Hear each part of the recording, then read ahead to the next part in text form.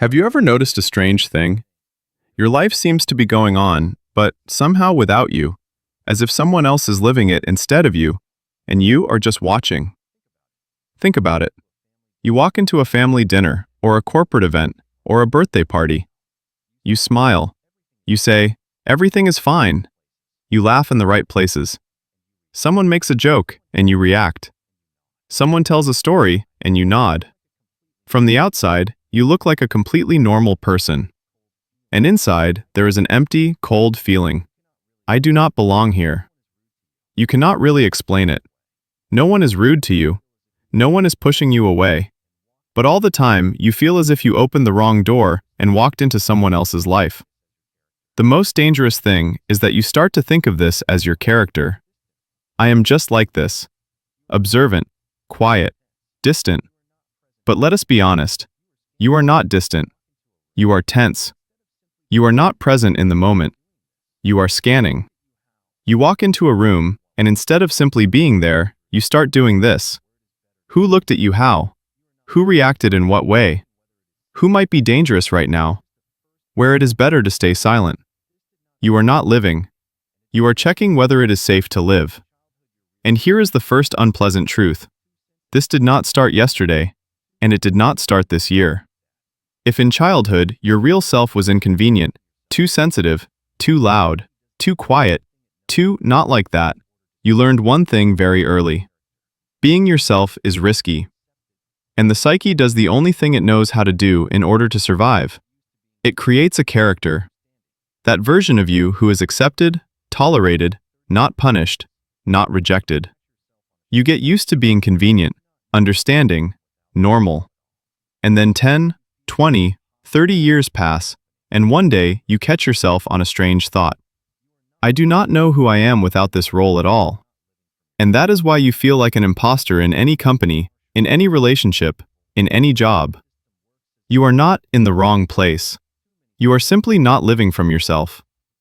But there is another layer, and it is harsher.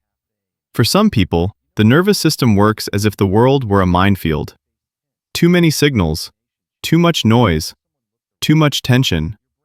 While others are just sitting in a cafe and chatting, you notice how the lamps are humming, how the other person's face tensed, how the intonation changed, how someone looked the wrong way.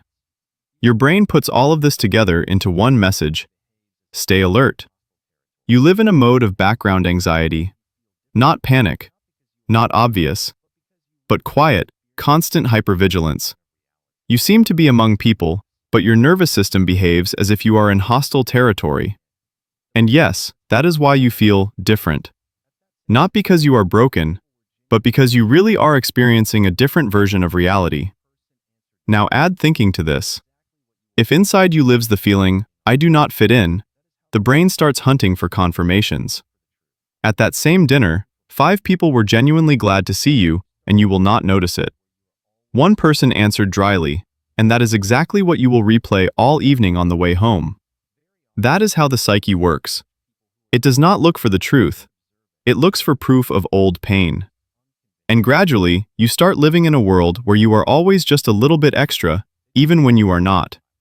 But here is a strange paradox. Very often, it is exactly such people who are the deepest, the most observant, the ones who think in the most unconventional ways. Because they did not automatically merge into the crowd. They do not live on autopilot.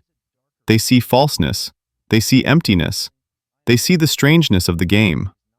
Many artists, thinkers, and loners felt like outsiders all their lives, and it was precisely this that allowed them to see what others simply do not notice.